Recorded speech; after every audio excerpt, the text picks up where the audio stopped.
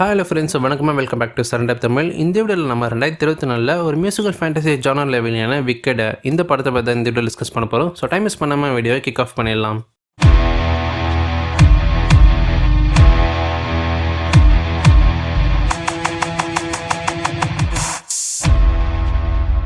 Wicket இந்த படத்தோட கதை என்னென்னா, படம் ஆரம்பிக்கும் போதே கிளிண்டான்றவங்க காமிப்பாங்க.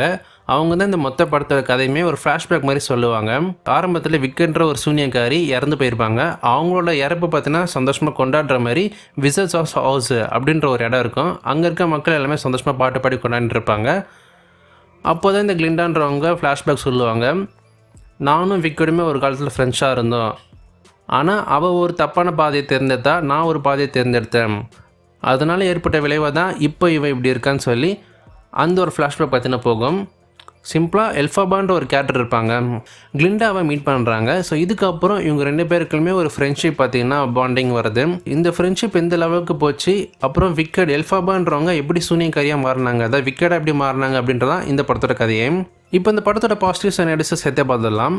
படத்தில் நடித்த ஆக்டர்ஸ் பர்ஃபார்மன்ஸ் எல்லாமே டீசெண்டாக இருந்துச்சு. முக்கியமாக விக்கெட் கேரக்டர் ப்ளே பண்ணி எல்ஃபாபா அவங்களோட பர்ஃபார்மன்ஸ் ரொம்ப நல்லா இருந்துச்சு. நிறைய இடத்துல எமோஷன்ஸை நல்லாவே வெளிப்படுத்தியிருப்பாங்க. கிளிண்டான்ற கேரக்டர் ப்ளே பண்ணவங்க அவங்களோட பர்ஃபார்மன்ஸே நல்லாவே இருந்துச்சு. ஆரம்பத்தில் அவங்கள பார்க்கும்போது கொஞ்சம் இரிட்டேட்டிங்காக இருந்தாலும் போக போக அவங்க கேரக்டர் மாறும்போது நமக்கு பிடிக்க ஆரம்பிக்குது. ஸோ ஆக்டிவ் வைஸாக பார்க்கும்போது எல்லாருமே அவங்களுக்கு கொடுக்கப்பட்டிருக்க கேரக்டர்ஸை நீட்டாகவே நடிச்சு கொடுத்துருக்காங்க. அண்ட் செகண்டாக இந்த படத்தோட விஷுவல்ஸ் எல்லாமே நல்லா இருந்துச்சு பார்க்குறதுக்கு. நிறைய மேஜிக்கல் எலமெண்ட்ஸ் காமிச்சிருப்பாங்க. ரொம்ப புதுசாக எதுவும் காமிச்சிருக்க மாட்டாங்க, பட் காமிச்ச எல்லா மேஜிக்கல் எலமெண்ட்ஸுமே டீசெண்டாக இருக்குது. அண்ட் விசர்ஸ் ஆஃப் ஃபோர்ஸ் அந்த உலகத்தை இன்னுமே எக்ஸ்ப்ளோர் பண்ணியிருக்கலாம், பட் காமிச்ச வரைக்குமே நல்லாவே இருக்குது. ஸோ டெக்னிக்கலாக விஷுவல், விஎஃப்எக்ஸ், சினிமாட்டோகிராஃபி, எஸ்எஃப்எக்ஸ் எல்லாமே டீசெண்டாக பண்ணியிருக்காங்க. பெருசாக அதில் எதுவும் குறை சொல்கிற மாதிரி இல்லை. இந்த படம் பார்க்கறதுக்கு முன்னாடி இந்த படம் ஒரு மியூசிக்கல் ஜானர் எனக்கு தெரியும். அதோட மைண்ட் செட்டோடு தான் போய் பார்த்தேன். படத்தில் கண்டிப்பாக நிறைய பாட்டு இருக்க போதுன்னு சொல்லிட்டு.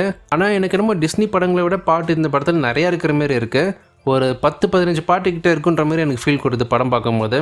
சாங்ஸ் ரொம்ப யூஸ் பண்ணிட்டாங்களோ மாதிரி ஒரு ஃபீலிங் எனக்கு கொடுத்துச்சு. படத்தில் வந்த சாங்ஸ் எல்லாமே அந்த கதையில் என்ன நடக்குது அதை சொல்கிற விதமாக தான் எடுத்திருக்காங்க. பட் கான்வர்சேஷனே ரொம்பவே கம்மியாக இருக்குது படத்தில். ஃபுல்லாக சாங்ஸ் தான் படத்தில் இருக்கிறதுனால அந்த கேரக்டர் கூட நம்ம கனெக்டே ஆக முடியல. ஜஸ்ட் ஒரு கான்வர்சேஷனை பில்டப் பண்ண ஆரம்பிக்கிறாங்க. 2 டைலாக்ஸ் சொன்னோடனே அந்த டைலாக் அப்படியே கண்டினியூ பண்ணி பாட்டுக்கு போயிடுறாங்க. ஃபாரினில் இந்த படத்துக்கு நல்லாவே ரெஸ்பான்ஸ் இருந்தனால நான் இந்த படத்தை பார்க்க ஆரம்பித்தேன். மேபி எனக்கு ஒர்க் அவுட் ஆகல என்னவோ. உங்களுக்கு யாருக்காச்சும் இந்த மியூசிக்கல் ஜானர் படங்கள்லாம் பிடிக்கும்னா கமெண்ட்ஸில் லீவ் பண்ணுங்கள். படம் பார்க்கும்போது ஒரு பாட்டில் பார்த்தீங்கன்னா ஒரு ஆக்டர் லைப்ரரியில் படிக்கிற பசங்களை பார்த்து படிக்கிறது எல்லாமே போரு, அதை தாண்டி நம்ம ஜாலியாக என்ஜாய் பண்ணுற மாதிரி பாட்டு பாடின்றிருப்பார்.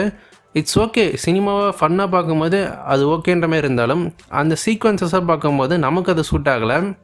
ஏன்னா அந்த ஆக்டர் பார்த்திங்கன்னா டான்ஸ் ஆடும்போது புக்கு மேலே காலை வச்சு டான்ஸ் ஆடுவார். அங்கே இருக்க ஒவ்வொரு புக்கு மேலேயும் காலை வச்சு அந்த புக்கை தூக்கி போடுற மாதிரி, புக்கை அவமதிக்கிற மாதிரியான சீன்ஸ்லாம் இருக்கும். இந்தியாவில் இருக்கிற ஆடியன்ஸ் இதை பார்க்கும்போது கண்டிப்பாக யோசிச்சிருப்போம், நமக்கு நாலேஜ் தரக்கூடிய ஒரு புக்கு மேலே ஒரு காலை வைக்கிறான்னு சொல்லிட்டு. மேபி இது ஃபாரினில் அவங்களுக்கு இது ரொம்ப சிம்பிளாக இருக்கலாம், அவங்க பெருசாக அது கண்டுக்க மாட்டாங்க. நமக்கு பார்க்கும்போது அந்த சீக்வன்ஸை நம்மளை என்ஜாய் பண்ணி பார்க்க முடியாது. அண்ட் இதை ஃபாலோ பண்ணி இந்த படத்தோட ரன் டைம் 2 hours 40 minutes கிட்ட. கண்டிப்பாக தாராளமாக இந்த படத்தை ட்ரிம் பண்ணியிருக்கலாம். ரொம்ப லென்த்தாக போகிற மாதிரி ஃபீல் கொடுத்தது. ஏன்னா 2 hours 40 minutes, ஒரு 2 hours மேலே தான் இந்த படத்தோட மோட்டிவ், அதாவது வில்லனோட மோட்டிவ் என்னன்றதை இந்த 2 hours மேலே தான் சொல்கிறாங்க. அந்த 2 hours வரைக்கும் ஜஸ்ட்டு சாங்ஸ் வச்சு மட்டுமே ஓட்டியிருக்காங்க. அந்த வில்லனுக்கான மோட்டிவ்ன்றதுமே ரொம்ப ஸ்ட்ராங்காக கிடையாது, ரொம்ப சிம்பிளாக இருக்குது. ஓவரால் பார்க்கும்போது எனக்கு ஒரு ஆவரேஜான மூவி தாங்க தெரிஞ்சுது. ஐ மீன் எனக்கு இந்த மியூசிக்கல் ஜானர் படங்கள்லாம் பெருசாக பிடிக்காது. அதனாலே என்னவோ தெரியல, எனக்கு இந்த படம் ஒர்க் அவுட் ஆகலை. இந்த படத்துக்கு செகண்ட் பார்ட்டுமே இந்த வருஷம் ரிலீஸ் ஆக போகுது, நவம்பர் ஆர் டிசம்பர் நினைக்கிறேன், விக்கெட் பார்ட்டுன்னு சொல்லிட்டு. நான் இந்த படத்தை இங்கிலீஷில் தான் பார்த்தேன், தமிழ் டப்பிங்கில் இந்த படம் அவைலபிளாக இல்லை. ஓடிடின்னு பார்த்தா அமேசான் பிரைம் வீடியோவில் இந்த படம் அவைலபிளாக இருக்குது. ஸோ உங்களை எத்தனை பேர் இந்த படம் பார்த்துருக்கீங்க, உங்களுக்கு படம் பிடிச்சிருக்கா இல்லையா மறக்காம கீழே கமெண்ட்ஸில் லீவ் பண்ணுங்கள்.